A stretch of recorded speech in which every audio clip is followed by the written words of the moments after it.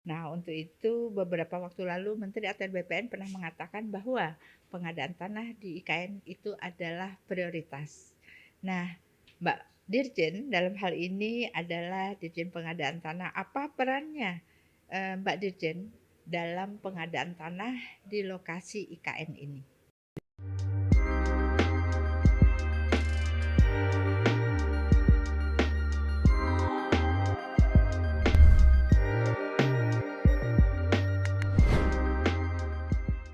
Halo sahabat ATR BPN, ketemu lagi di podcast ATR BPN. Kali ini bincang kita bersama Dirjen Pengadaan Tanah dan Pengembangan Pertanahan, Ibu Embun Sari, dan biasa saya panggil Mbak Embun Sari. Halo, selamat siang Mbak Dirjen, apa kabar?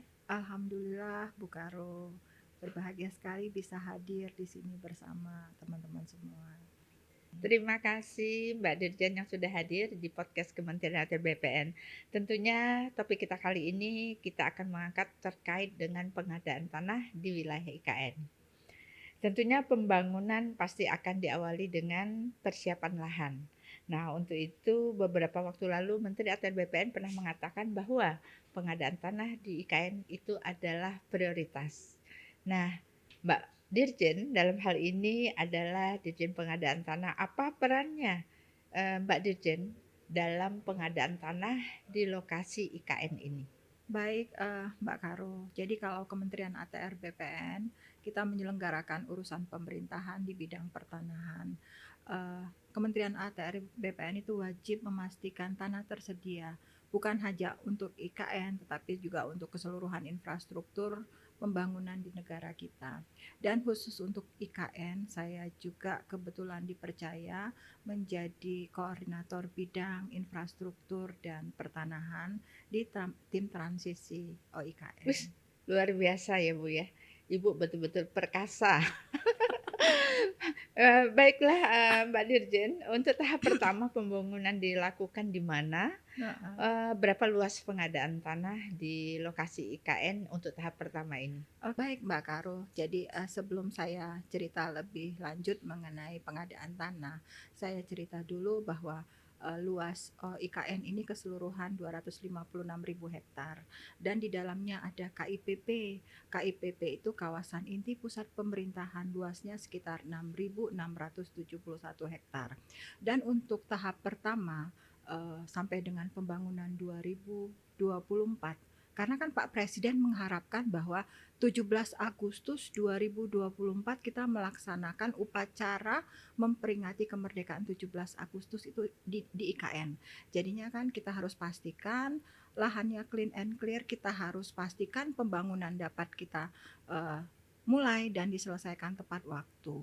Jadi untuk itu kita melakukan kalau di Undang-Undang 3 2022 itu perolehan tanah untuk IKN itu ada dua cara.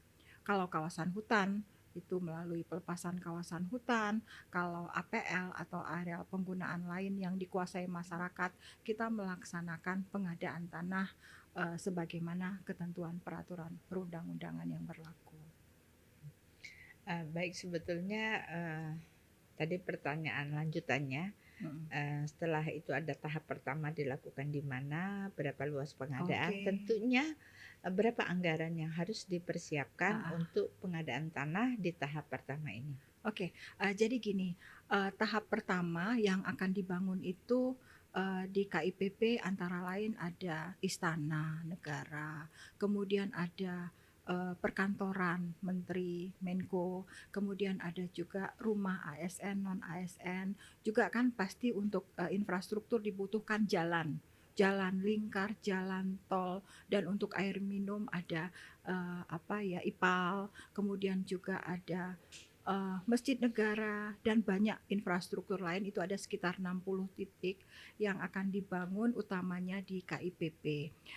Luas lahan yang dibutuhkan itu sekitar 3.500 hektar, di antaranya ada kurang lebih 1.000 hektar itu kawasan hutan, sisanya itu areal penggunaan lain atau lahan yang dikuasai masyarakat, dan kurang lebih itu dibutuhkan anggaran untuk ganti kerugian sekitar 14 sampai dengan 15 triliun sampai dengan terbangun di 2024 itu hanya untuk ganti kerugian lahan saja.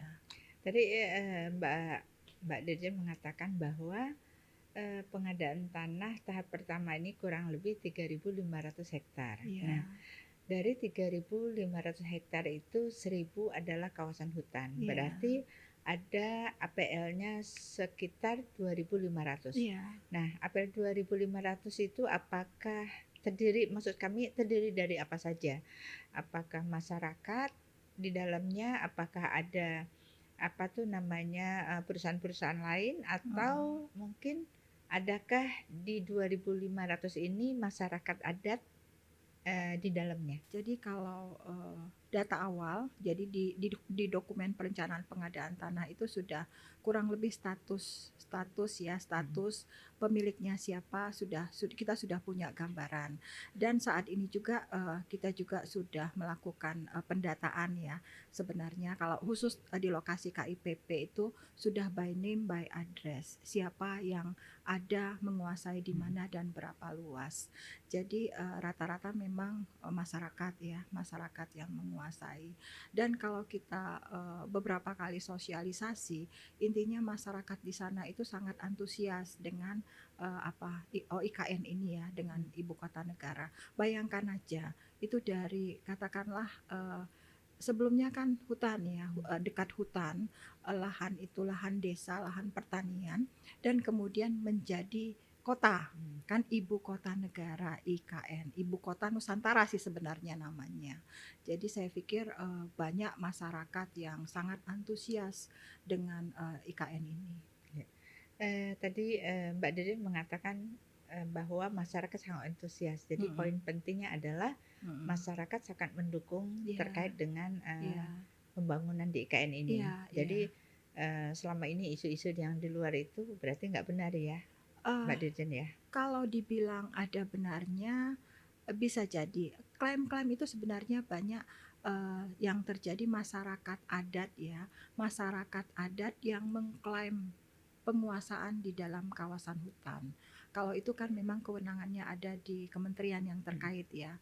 Kalau masyarakat yang ada di APL, saya pikir tidak ada masalah karena kan ganti kerugiannya itu jelas.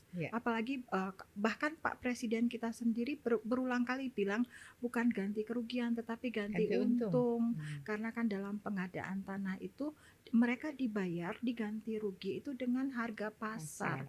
Kalau istilah kita itu nilai perkiraan wajar atau NPW.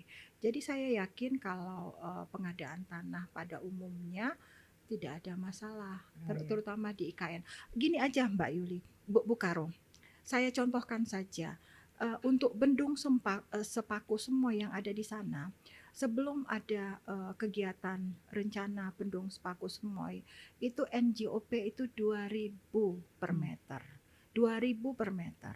Begitu kita melaksanakan pengadaan tanah di Bendung Sepaku Semoy itu nilai NPW tadi, nilai ganti kerugian tadi berkisar 35.000 sampai dengan 77.000 per meter. Itu tanah saja berapa kali lipat ya? Itu. Iya, luar biasa kan? Luar biasa. Itu mendadak banyak yang jadi orang kaya, banyak yang jadi miliuner dengan itu. Itu baru Bendung Sepaku semua yang belum masuk IKN. Kalau sekarang IKN, sekarang aja kemarin kita sudah lihat harganya berkisar 650.000 sampai dengan 1 juta per meter. Per meternya. Padahal rata-rata mempunyai luas berapa ya? Ya beragam sih, tapi itu di atas 5.000 sampai dengan 2 hektar. Luasnya karena ya? Sebagian besar itu lahan pertanian. Lahan pertanian di Penajam Pasir Utara itu sebagian besar lahan pertanian. Akan tetapi memang kalau sudah mengarah ke Balikpapan ya sudah lebih masif ya penggunaannya. Baik, berarti yang kita tangkap di sini adalah bahwa masyarakat senang, masyarakat mendukung, di mana ganti rugi ini adalah ganti untung ya. Jadi pengadaan tanah ini memberikan harga yang cukup baik lah untuk, penggantian dari, negara. Nah, dalam pelaksanaan sosialisasi kemarin, apakah 100% masyarakatnya itu tidak ada yang protes, 100% menerima ganti rugi dalam bentuk uang? Apakah ada masyarakat yang, mungkin tidak mau dipindahkan atau masyarakatnya ingin dipindahkan dengan, di lahan yang lain yang, harus disiapkan oleh, pemerintah, Mhm. seperti apa? Oke, Bu Karo. Jadi, kalau kita bilang 100% setuju ya rasanya hampir tidak mungkin ya. Mmm, Makanya kan Undang-Undang 2 2012 itu kan untuk mengantisipasi. mhm, Mengantisipasi bahwa memang ada, beberapa pihak yang tidak setuju. Jadinya kan masyarakat kita ini mohon maaf lah kalau saya sedikit, nyeleneh dan bercanda. Jadi kalau sudah dapat, 500 sudah harga pengennya bagus pengennya 1.000. Kalau mhm, dikasih 1.000 kenapa enggak sejuta iya, sekalian? Jadinya kan memang, ada satu 2 masyarakat kita yang, mohon mohon maaf mhm, kalau bahasa saya agak kasar kurang-kurangan. mhm, Eee, tapi kembali lagi kalau di pengadaan tanah itu kan bentuk ganti kerugian itu bisa uang, bisa tanah pengganti, bisa juga, relokasi dibangunkan kembali rumah atau juga bisa bentuk lain yang mhm, disepakati. Dalam hal ini juga kita bisa mengantisipasi. Misalnya warga tetap ingin relokasi atau mhm, dapat, tanah pengganti, itu kita kita coba akan siapkan tanah mhm, pengganti, kita carikan lokasi yang nggak jauh-jauh dari IKN. Misalnya ingin tetap menjadi warganya IKN, jadi bisa. Makanya, kembali lagi, yang terpenting adalah yang terpokok adalah bagaimana kita sosialisasi. Kalau di pengadaan tanah itu nanti ada konsultasi publik ya, yang kita kenal konsultasi publik dan itu kita akan menyampaikan tujuan daripada pengadaan tanah ini ke masyarakat dan lokasi-lokasi mana yang akan terkena iya. nantinya. Ternyata sudah banyak yang dilakukan di lapangan ya, Mbak Dirjen. Mhm, Nah, kira-kira, pada saat, pelaksanaan di lapangan dalam proses pengadaan tanah ini, mhm. apa kendala-kendala yang dihadapi, oleh tim, pengadaan tanah? Ya, yang pertama adalah yang kami lakukan adalah menyatukan persepsi ya. Karena, ini hal yang baru, bukan hanya untuk masyarakat, tetapi juga kita selaku pelaksana. Dan dalam pengadaan tanah itu kan banyak yang terkait. Mhm, Yang utama di sini adalah, pertama harus dipastikan dulu rencana induknya bagaimana, rincian rencana induknya di mana. Setelah itu pasti, kalau istilahnya adalah RDTR-nya di mana mau bangun apa dan berapa luas. Kan kita harus, siapa, kalau di tahapan pengadaan tanah itu kan ada 4 tahapan kan. Sebelum masuk ke pelaksanaan atau kita ATR BPN itu turun, kan ada dulu perencanaan, harus disiapkan dulu dokumen perencanaan mhm, pengadaan tanah. Dan kalau berdasarkan undang-undang, dokumen ini harus disiapkan oleh pemrakarsa. Pemrakarsa adalah instansi yang membutuhkan tanah, bukan ATR BPN. Kemudian juga selanjutnya persiapan.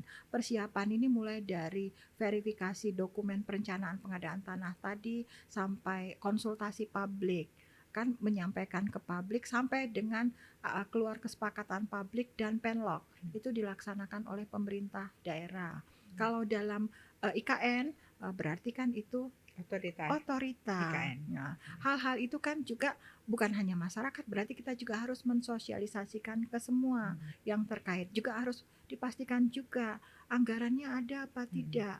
Kalau masyarakat nggak dibayar, di mana sih yang mau masyarakat mhm, kehilangan tanahnya tidak dibayar? Karena ajas pengadaan tanah itu adalah ajas keadilan, masyarakat menyerahkan tanahnya dengan ganti kerugian yang layak dan adil. Jadi saya pikir, apa ya, berproses kalau dibilang susah-susah banget, enggak, toh mhm. jalan. Iya, Dokumen perencanaan pengadaan tanah toh sekarang sudah bisa dikatakan sudah final dan mungkin minggu-minggu depan kita sudah konsultasi publik. menurut Pak Mudah-mudahan tidak ada masalah. Dan lagi satu kelebihan daripada, Undang-Undang 3 2022 dan juga Perpres 65 yang khusus untuk tanahnya IKN banyak keleluasaan dalam hal pengadaan tanah. mhm, Jadi, kalau memang dimungkinkan B2B, ya B2B. Tetapi kalau tidak dimungkinkan B2B karena ada penolakan, ya kita harus tempuh dengan Undang-Undang 2 2012. Baik, kalau demikian berarti pengadaan tanah di IKN ini sudah sampai kepada tahapan untuk konsultasi publik, Ya, ya. Kalau segera. gitu, menurut Mbak Dirjen, kira-kira kapan pengadaan tanah ini selesai? Karena Heeh. tadi, sebelumnya sudah disampaikan bahwa tahun 2024 Presiden ingin mengadakan, pelaksanaan, 17 Agustus di lokasi IKN. Ya. Baik, Mbak Karo. Jadi, saya, sebelum menjawab mungkin lari kemana-mana dulu ya. Jadi kalau di Undang-Undang 3 2022, Undang-Undang IKN itu kita mengenal ada 4P. 4P itu persiapan, pembangunan, pemindahan, dan penyelenggaraan. Jadi persiapan oke, rasanya sudah relatif matang banget. Kemudian pembangunan kita sudah mulai kok. Ada beberapa seperti misalnya Jalan Lingkar, finalisasi Bendung Sepaku Semoy, intake air minum itu sudah jalan. Dan Agustus ini banyak lelang yang sudah juga ada pemenangnya, konstruksi ya, pembangunan. Jadi karena utamanya pertama adalah saya belum cerita kalau KIPP itu sekitar 87% adalah kawasan hutan. Itu yang disebut dengan relatif clean and clear, tinggal menunggu pelepasan. Dan sebenarnya sebelum pelepasan juga kalau konstruksi berjalan, ya boleh-boleh saja dengan izin daripada kementerian terkait ya. Karena kan sudah banyak nih lelang yang selesai, berarti kan harus jalan pembangunannya. Sambil paralel kita menyiapkan pengadaan tanah, karena itu hanya di sebelah selatan ya, yang APL di sebelah timur laut ya, di sebelah timur laut yang terkena pembangunan infrastruktur yang di APL. Jadi kalau yang di APL dan di KIPP itu relatif saya pikir tidak ada masalah, karena walaupun konsultasi publik ini akan mungkin insya Allah minggu depan kita laksanakan, tetapi kita sudah punya sebenarnya data inventnya by name by address yang tadi saya sebutkan. Jadi begitu sudah konsultasi publik, sudah kesepakatan publik, saya berharap itu tidak lama, tidak membutuhkan waktu lama. Kemudian penlok, begitu penlok jadi kalau di undang-undang untuk ident invent itu 30 hari, tetapi kan kalau lihat jumlah bidangnya ada dan data kita sudah relatif lengkap, itu tidak memakan 30 hari harusnya, dan appraisal setelah itu. Dan juga saya pikir kami di OIKN itu sudah melakukan MOU juga dengan MAPI. MAPI ini Masyarakat Asosiasi Penilai Indonesia, yang kita kan nilai itu ditetapkan oleh penilai ya, jasa penilai asosiasinya MAPI. Kita sudah koordinasi intens. Jadi saya pikir insya Allah semuanya dapat berjalan dengan segera, dan sebelum akhir tahun diharapkan sudah beres. Sudah selesai.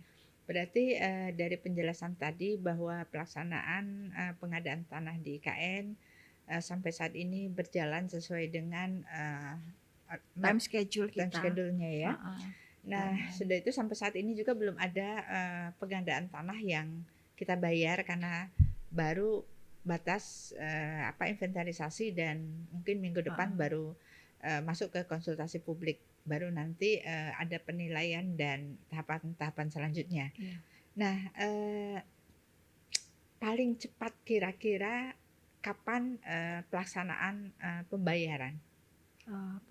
Gini Mbak Yuli, tadi saya juga menjelaskan bahwa ada pengadaan tanah yang dengan tahapan, ada pengadaan tanah B2B, B2B. Jadi misalnya Jalan Lingkar yang dibuat itu ya, Jalan Lingkar yang dibuat itu kan dari dalam kawasan hutan. Jadi kalau nemu lahan masyarakat kecil-kecil kan, namanya Jalan Lingkar kan, kalau masuk ke APL nemu lahan masyarakat, itu kita ukur, kita appraisal, langsung dibayarkan. Jadi ada juga yang sudah B2B, tetapi yang besarnya nanti baru dengan tahapan. Jadi pengadaan tanah tidak menghambat pembangunan infrastruktur Di Ya. beberapa tempat ada yang sudah selesai dengan B2B, karena sebelumnya juga kan ada yang sudah selesai juga, yang Bendung Sepaku Hmm. Semoy, itu Ya. juga kan di lokasi Berarti sana. kalau demikian pengadaan tanah ini sebetulnya sudah berjalan ya, Ada Mbak yang Dirjen. sudah Nah, berjalan. terkait dengan pengadaan tanah yang sekarang, infrastruktur yang sekarang sudah terbangun, seperti bendungan Heeh, dan jalan, apa yang sudah dilakukan oleh kita. Nah, tadi disampaikan bahwa pengadaan tanah ini melalui tahapan dan ada juga melalui B2B. B2B. Nah, apa bedanya sih pengadaan melalui tahapan dan B2B? Nah, Oke. untuk pengadaan melalui tahapan ini dilakukan oleh Instansi yang kita membutuhkan yang membutuhkan tanah. tanah kan. Nah, Heeh. untuk B2B ini apakah pengadaan tanah juga melalui kementerian Oke. kita ATR Nah, BPN atau melalui Kementerian PUPR? jadi begini Mbak Yuli, kan saya tadi sudah menyebutkan ada pengadaan tanah yang B2B. Kenapa? B2B itu artinya pengadaan tanah langsung ya. Pengadaan tanah langsung, instansi yang membutuhkan tanah itu langsung membayar ke masyarakat. Apa tugas ATR BPN di sana? Yang pertama adalah kan luasan itu harus pasti ya. Iya. Luas dan status tanahnya itu harus jelas pasti karena negara membayar. Walaupun ya langsung dibayar Mm-mm. oleh PUPR, berarti harus dipastikan dulu ke Ngukurnya kita. tetap BPN. Ngukur kita. Kita nanti dari kantor pertanahan itu kan selalu itu Mm-mm. kami komunikasi intens. Nemu nih lahan APL gitu kan, ada Mm-mm. masyarakat. Nanti dari kantor pertanahan kita minta untuk turun, Mm-mm. mengukur, memastikan status tanahnya. Mm-mm. Kemudian nanti dari instansi itu akan meminta appraisal untuk menilai. Setelah dapat nilainya berapa besar ganti kerugian, dibayar. Oh, berarti Heeh. pengadaan tanah B2B itu sama dengan pengadaan tanah Pembelian berskala kecil. kecil, Oh, iya. yang dapat dilakukan Heeh. langsung oleh Langsung yang oleh memenuhi, instansi yang yang membutuhkan membutuhkan tanah. tanah. Heeh. Oke, baik. Di dalam pengadaan tanah ini, Mbak Mm-mm. Dirjen tentunya apakah sudah menganut menggunakan undang-undang Cipta Kerja. Cipta Kerja? Oke, baik, baik Bu Karo. Jadi Undang-Undang Cipta Kerja atau Undang-Undang 11 tahun 2020. Jadi kan kalau pengadaan tanah sebelum Undang-Undang Cipta Kerja itu kan kita banyak juga menghadapi katakanlah bottlenecking, masalah yang berlarut-larut sehingga pengadaan tanah itu lamban. Pengadaan tanah lamban sehingga menyebabkan pembangunan tertunda karena pembangunan kan kembali lagi butuh tanah. Jadi banyak permasalahan-permasalahan di pengadaan tanah yang sudah dicoba dicarikan solusinya dan dituangkan dalam Undang-Undang Cipta Kerja. Jadi ada kurang lebih 12 ketentuan lah yang dirubah Undang-Undang 2 2012 itu dalam Undang-Undang Cipta Kerja. Jadi ada yang dihapus, ada yang diubah dan ada yang diatur kembali 12 ketentuan itu. Dan anak daripada Undang-Undang Cipta Kerja merubah Undang-Undang 2 2012 itu sudah keluar PP 19 tahun 2021 dan sejak berlakunya PP 19 tahun 2021 seluruh pengadaan tanah itu sudah menggunakan PP 19 tahun 2021 revisi Undang-Undang 2 2012 di Undang-Undang Cipta Kerja. Jadi bukan hanya di IKN saja, jadi seluruh pengadaan tanah sudah Menggunakan menggunakan, sudah menerapkan ketentuan yang baru. ketentuan, iya. Ini Mbak Dirjen satu lagi pertanyaan terakhir. Mm-mm. Saya melihat bahwa di pengadaan tanah IKN ini Mm-mm. ada peraturan Presiden nomor 65 tahun 2022. Iya. Sebetulnya ini peraturan tentang apa ya, Iya. Mbak Dirjen? Ah, Setahu saya kan undang-undang juga ada pengadaan ah, tanah ini menggunakan Undang-Undang 2 nomor 2012. 2012. Iya. Tetapi khusus dengan IKN ditambah dengan Peraturan Presiden nomor 65 tahun Iya. 2002. Iya. Bedanya di mana nih? Oke, baik. Mbak Karo, Peraturan Presiden Nomor 65 Tahun 2022 ini turunan daripada Undang-Undang 3 Tahun 2022 tentang IKN.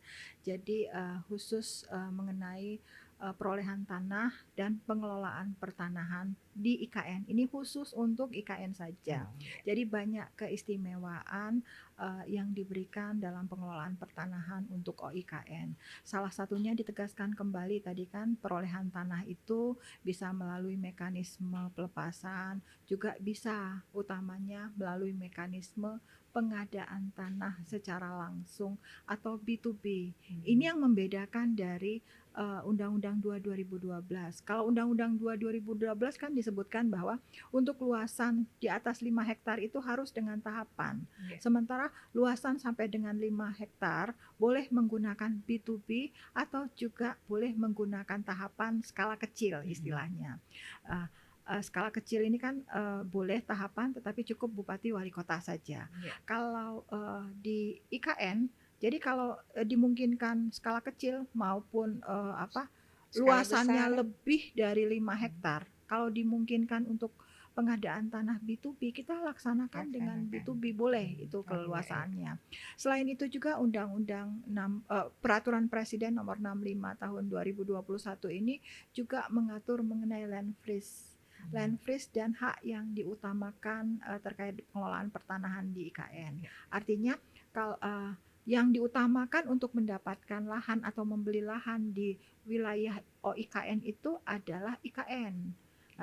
Jadi kalau ada masyarakat ingin menjual tanahnya, harus tanya dulu ke IKN, apakah tanah ini dibutuhkan oleh IKN. Kalau ternyata IKN tidak butuh tanah itu, akan dikeluarkan izin yang bersangkutan boleh menjual ke pihak lain. Karena kan saya tidak sebut tadi bahwa di KIPP tidak semua lahan itu dibebaskan. Jadi kalau tidak dibutuhkan untuk infrastruktur IKN, masyarakat tetap ada di sana. Masyarakat boleh tetap memiliki tanahnya, menjadi warga IKN. Tetapi kembali lagi karena IKN ini diharapkan nanti menjadi forest city yang berkelas dunia. Jadinya kan harus tertata. Sudah ada rincian rencana induk sesuai dengan Perpres 63 tahun 2021. Dan ini harus dipenuhi. Jadi masyarakat kepemilikan tanah di sana itu harus direvitalisasi. Nanti teman-teman dari konsolidasi tanah akan turun. Jadi ditata. Jadi bukan dipindahkan tetapi ditata agar sesuai dengan RDTR-nya OIKN. Baik Mbak Dirjen, terima kasih banyak sekali yang sudah disampaikan terkait dengan pelaksanaan pengadaan tanah di lokasi IKN Penajam Pasir Utara, Kalimantan Timur. Baik sahabat ATR BPN, tentunya sudah banyak yang kita saksikan tadi bersama Mbak Dirjen Pengadaan Tanah dan Pengembangan Pertanahan, Mbak Bunsari. Sampai ketemu lagi di podcast berikutnya. Salam.